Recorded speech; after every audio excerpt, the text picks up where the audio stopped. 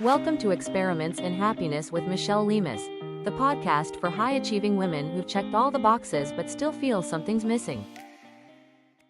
We talk about clarity like it's a lightning strike. Like one moment you're standing in confusion, second guessing yourself, and the next moment, boom, everything makes sense. You know what you want, you know what to do, you know which path is right. There's a clean line between before and after. And because we believe that story, we wait. We wait for the insight, we wait for certainty. We wait for the moment where everything finally clicks into place. We tell ourselves, once I'm clear, then I'll move. And on the surface, that sounds reasonable, responsible even. Why would you act without clarity? But here's the uncomfortable truth most people never hear, and almost no one says out loud. Clarity is rarely an event, it's a process. And waiting for it to arrive fully formed is one of the most reliable ways to stay exactly where you are. The myth of overnight clarity is everywhere. We're surrounded by stories that make it seem like understanding just happens. I woke up one day and just knew. It all became clear in that moment. Everything changed overnight. But what we don't see is what came before that sentence.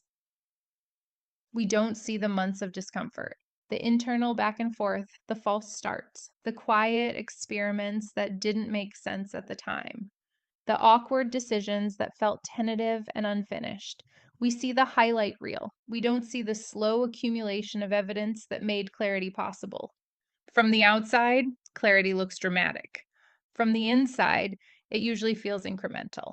And that gap between how clarity is portrayed and how it's actually lived is where so many people get stuck. Because when clarity doesn't arrive the way we expect, we assume we're doing something wrong, that we're missing something, that we need to think harder, reflect longer, wait more. From a nervous system perspective, the idea of overnight clarity feels incredibly safe. If you wait until you know, then you won't make the wrong choice. You won't waste time. You won't have to backtrack. You won't disappoint anyone, including yourself. Certainty promises protection, and our brains love protection. Our brains are not designed to help us live fulfilling lives. They're designed to keep us safe. And safety to the brain means predictability. No surprises, no risk, no discomfort. So the brain says, let's wait until we're sure. Let's gather more information.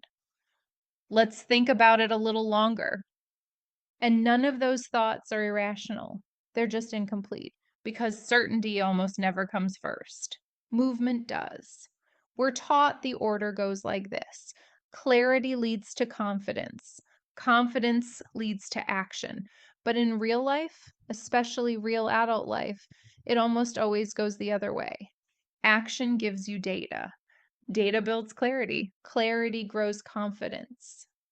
You don't think your way into clarity. You live your way into it. Clarity isn't something your brain grants you in advance. It's something your system earns through experience. This is why thinking about it more doesn't help. If clarity came from reflection alone, you'd already have it. Most of the women I know are not unclear because they haven't reflected deeply enough. They're unclear because they've been reflecting without contact, thinking in circles, running mental simulations, trying to predict outcomes in a system that can't be predicted. They want a guarantee before they move. They want reassurance that it will work, that it won't hurt, that it won't cost them something. But clarity doesn't work like that. Clarity rarely feels solid at first. It usually feels fragile, tentative, easy to dismiss. It shows up as something small, quiet, almost inconvenient. It sounds like, I don't know why, but this feels slightly better. This isn't perfect, but it feels less heavy. I don't have the full picture, but this direction has more energy. I don't feel certain, but I feel less resistant. That's not confusion. That's early clarity. And because it doesn't come with fireworks, we ignore it. We tell ourselves it doesn't count. We override it with logic. We wait for it to get louder. But clarity doesn't usually arrive shouting, it arrives whispering. And whispers require stillness to hear. They require movement without certainty. They require trust. Here's the reframe that softens everything. Clarity isn't knowing the whole path. It's recognizing the next honest step. That's it.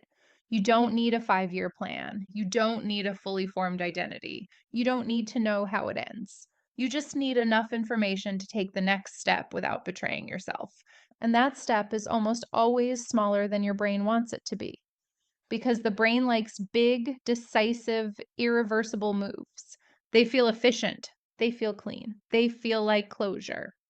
But the nervous system prefers reversible steps. Steps you can try, steps you can adjust, steps you can step back from if needed. That's why experiments work when decisions feel paralyzing. Experiments don't demand certainty, they generate it. They turn abstract thinking into lived experience. They give your system data it can actually use. So instead of waiting for clarity, I want to invite you to borrow it. For 1 week, stop asking yourself, what's the right answer? And start asking, what feels slightly more true today? Not exciting, not impressive, not Instagram worthy, just more true. Then act on that. That might mean choosing the option that brings relief instead of adrenaline, saying yes to a conversation instead of the outcome, trying something for a week instead of committing forever, noticing what drains you and stepping back 1 inch. Letting curiosity lead instead of certainty. No labeling, no locking it in, no announcing it to the world. Just information gathering. And this is important. Don't rush to interpret the results. Let your body respond. Let your energy speak.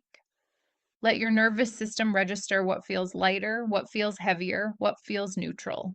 Most people expect clarity to get louder when they do this. What actually happens is subtler.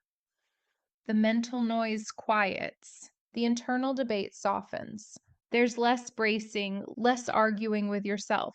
You stop trying to convince yourself. Over time, the picture sharpens, not because you forced it, but because you stopped demanding certainty too early. And I want to pause here and speak directly to the woman who feels behind because she doesn't have clarity yet. You are not late. You are not failing. You are not broken. You are in process. Confusion does not mean you're lost. It means you're paying attention. It means something old no longer fits and something new hasn't fully formed yet. That in between space is uncomfortable. It feels unstable, but it's not a mistake. It's a threshold, and thresholds are meant to be crossed slowly.